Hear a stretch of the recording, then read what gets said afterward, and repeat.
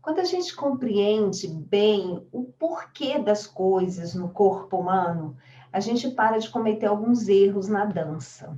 Então, eu quero falar um pouquinho para você sobre a questão do quadril e sobre a questão da coluna vertebral, das curvaturas da coluna vertebral.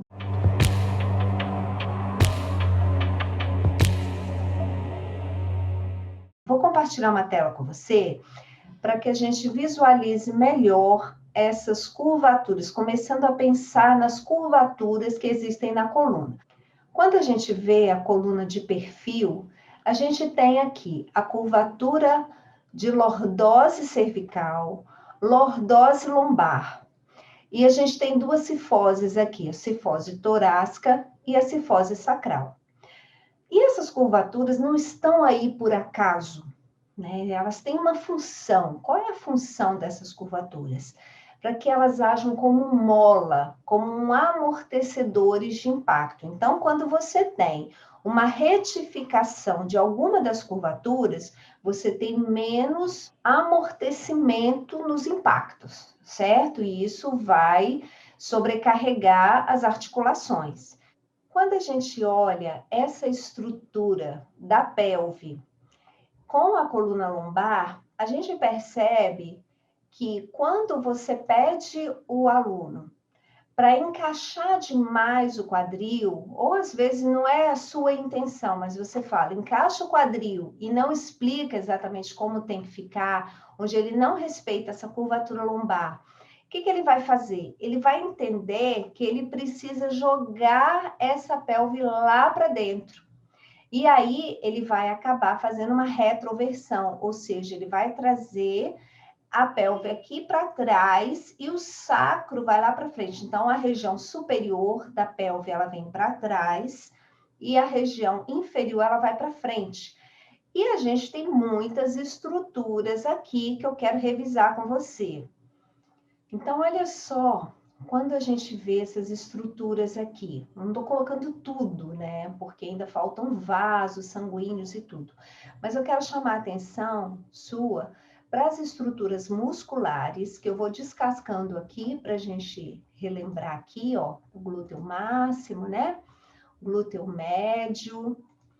E aí, a gente tem... Peraí, só um pouquinho, que eu acabei tirando coisa demais aqui, mas tá bom. Então, a gente tem aqui o músculo piriforme também, onde o nervo ciático passa. Então, o nervo ciático ele é formado aqui nessa região lombar, um emaranhado de inervação, né, um plexo lombosacro, que se junta aqui formando o nervo ciático. E aí, ele está aqui nessa região. Então, às vezes, você faz aquela movimentação de retroversão, de encaixar muito essa pelve, o que vai acontecer? Para algumas pessoas pode ser que não aconteça muita coisa, mas se a pessoa tiver, por exemplo, um nervo ciático passando aqui dentro do piriforme, que isso é uma variação anatômica, algumas pessoas vão ter isso, né? Cerca de mais ou menos 15% das pessoas tem o nervo ciático passando dentro do piriforme, ela vai começar a ter o que a gente chama de síndrome do piriforme. Mas pode-se gerar outras dores também nessa região. Essa região ela é muito inervada, é uma região com muito músculo. Então, na dança, que a gente ainda faz a rotação externa, né? Então, tem que tomar muito cuidado. Imagina isso, tudo encaixado, daquele jeito exagerado e mais uma contração absurda. Então, às vezes, mesmo quem não tem um piriforme, né, aqui com o nervo ciático passando dentro dele, pode acabar tendo algum desconforto nessa região também, tá? E fora o que eu expliquei, a curvatura lombar, se ela não é respeitada, a gente força esses discos intervertebrais, tá? Que estão aqui. Eu peguei um disco intervertebral aqui para você ver como que é sua estrutura. Então, a gente tem aqui o núcleo pulposo, ou seja, ele está num espaço muito bem definido, né? Porque o anel fibroso que está ao redor dele define esse espaço. Muitas vezes, num processo degenerativo, acontecem algumas fendas aqui nesse anel fibroso. Ele sofre uma desidratação e esse líquido, ele tende a ir para essas fendas. Então, isso num processo degenerativo grande, né?